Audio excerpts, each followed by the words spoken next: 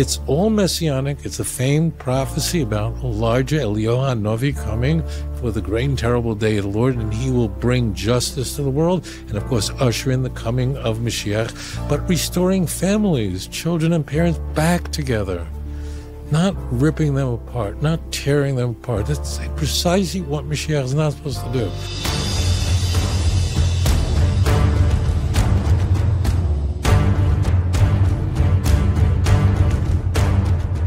Michelle, you're live on the air. Go right ahead with your question.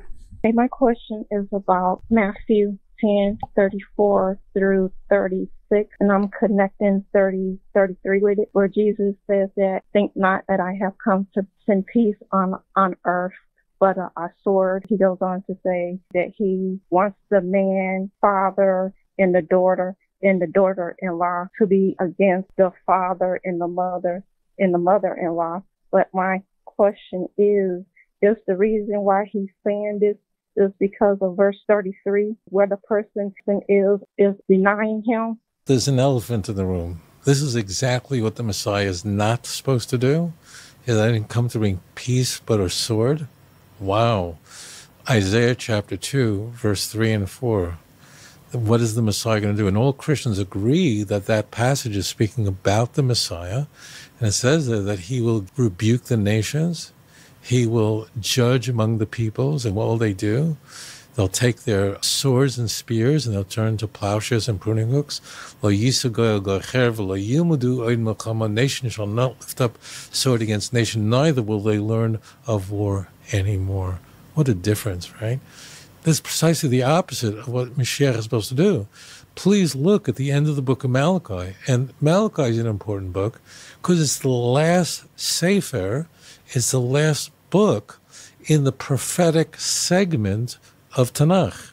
So how does Malachi end?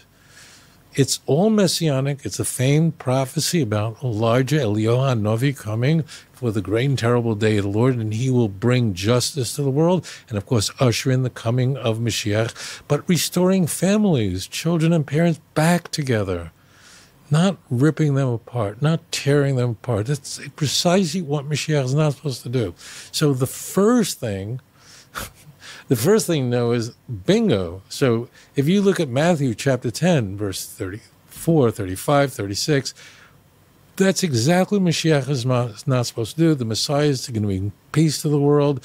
The whole world will know about the one God of Abraham, Isaac, and Jacob. The knowledge of God will cover the worlds of water, cover the sea, Isaiah 11, verse 9. And families will be restored. Just see, all you need to do, you don't have to memorize verses. Just look at the last 5 verses of the book of Malachi. In a Christian Bible, that would appear as the last book in the whole, what Christians call the Old Testament. Just read it and go, whoa, there's no relationship between this and, okay. Now, the question is, how did this get in there? But why is it in there? That means, did Jesus historically, if we can go back with a video camera, right, back in time and record it, is this historical? I doubt it. I don't believe this is historical, that the historical Jesus would have ever said anything really resembling this.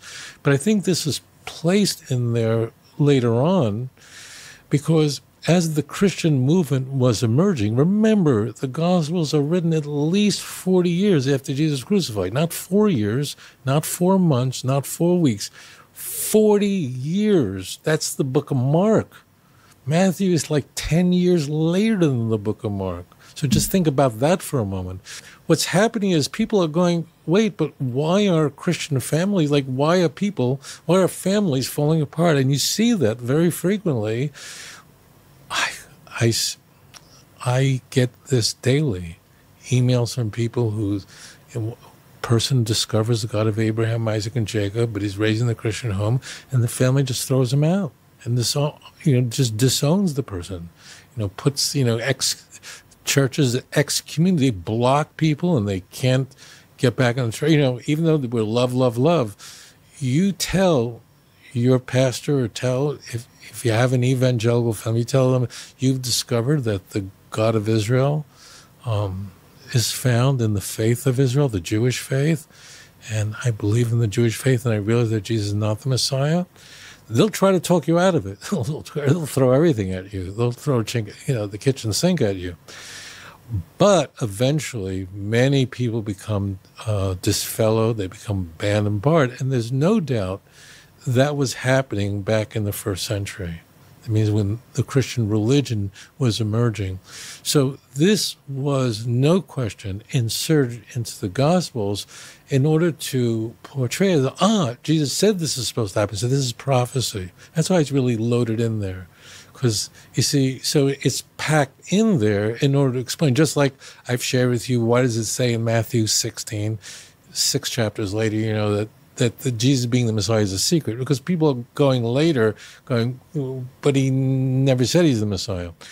So the question is, why is the Christian religion, why is it breaking up families? Why is it shattering the fabric of a beautiful family where, one member of family is becoming a Christian? Or why is it doing that? Oh, no. Jesus has a prophecy that he's going to do this. And think not that I come to bring peace on earth, but the sword. And that's really why it's in. That's the real reason why it's in there.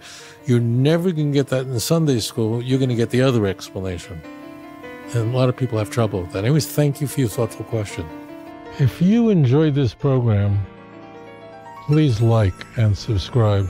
אדון עולם אשר מלך בטרם כל יציר נברא ואת נעשה בחפצו כל